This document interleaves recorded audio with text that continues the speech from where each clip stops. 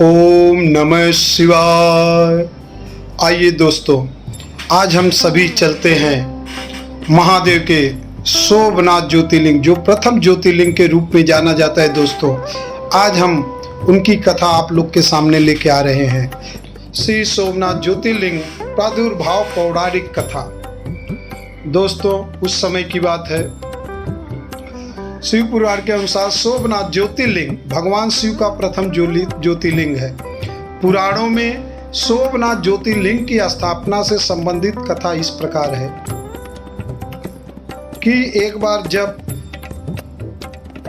प्रजापति दक्ष ने अपनी सभी 27 पुत्रियों का विवाह चंद्रमा के साथ कर दिया था, तो वे बहुत प्रसन्न हुए। पत्नी के रूप में दक्ष कन्याओं को प्राप्त कर चंद्रमा बहुत शोभित हुए और दक्ष कन्याएं भी अपने स्वामी के रूप में चंद्रमा को प्राप्त कर सभी कन्याएं भी इस प्रकार से इस विवाह से प्रसन्न थी। चंद्रमा की उन 27 पत्नियों में रोहिणी उन्हें सबसे ज्यादा प्रिय थी, जिसको वे विशेष आदर तथा प्रेम करते थे। उनका इतना प्रेम अन्य पत्नियों से नहीं था। चंद्रमा की अपनी तरफ उदासीनता और उपेक्षा का देखकर रोहिणी के अलावा बाकी दक्ष पुत्रियां बहुत दुखी हुई। वे सभी अपने पिता दक्ष की शरण में गईं और उनसे अपने कष्टों का वर्णन किया।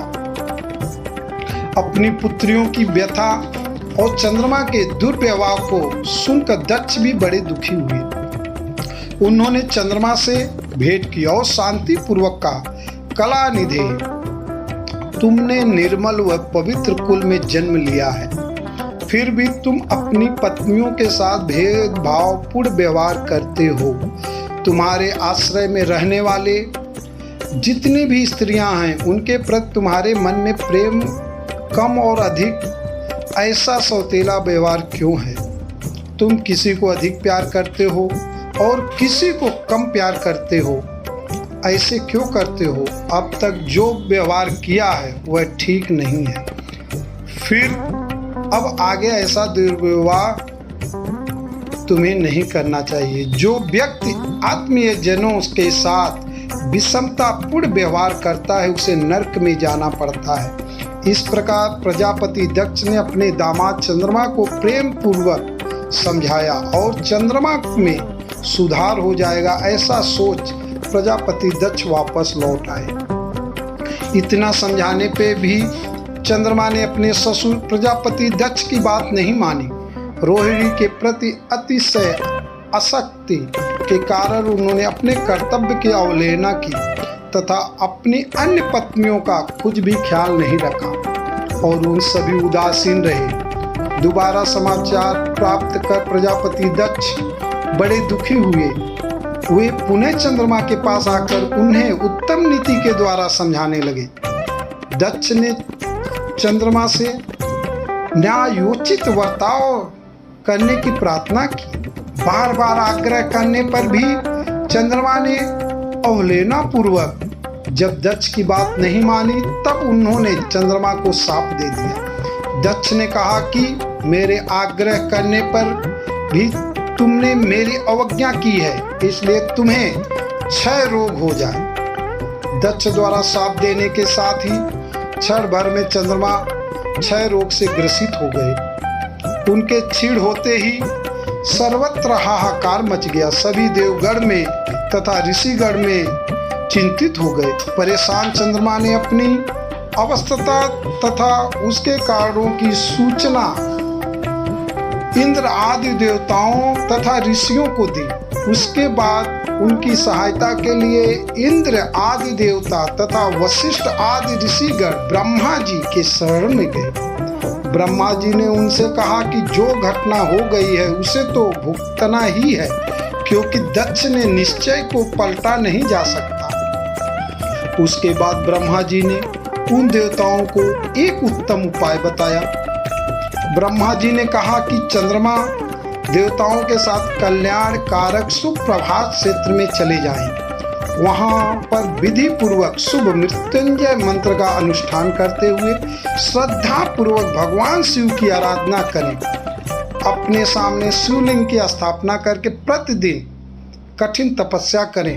इनकी आराधना और तपस्या से जब भगवान भोलेनाथ प्रसन्न हो जाएंगे तो इन्हें क्षय रोग मुक्त कर देंगे। पितामह ब्रह्मा जी की आज्ञा को स्वीकार कर देवताओं और ऋषियों के संरक्षण में चंद्रमा देवमंडल सहित प्रभात क्षेत्र पहुंच गए। वहां चंद्रदेव ने मृत्युंजय भगवान अर्चना वंदना और अनुष्ठान प्रारंभ किया। वे मृत्युंजय मंत्र का जप तथा भगवान शिव की उपासना में तल्लीन हो गए। ब्रह्मा की आज्ञा के अनुसार चंद्रमा ने 6 महीने तक निरंतर तपस्या की और वृषभ ध्वज का पूजन किया। 10 करोड़ मृत्युंजय मंत्र का जप तथा ध्यान करते हुए चंद्रमा स्थिर चित्त से वहां निरंतर खड़ा रहे। उनकी तपस्या से भक्तवत्सल भगवान शंकर प्रसन्न हो गए। उन्होंने चंद्रमा से कहा, चंद्रदेव तुम्हारा कल्याण हो। तुम जिसके लिए यह कठोर तप कर रहे हो उस अपनी अभिलाषा को बताओ। मैं तुम्हारी इच्छा के अनुसार तुम्हें उत्तम वर प्रदान करूंगा।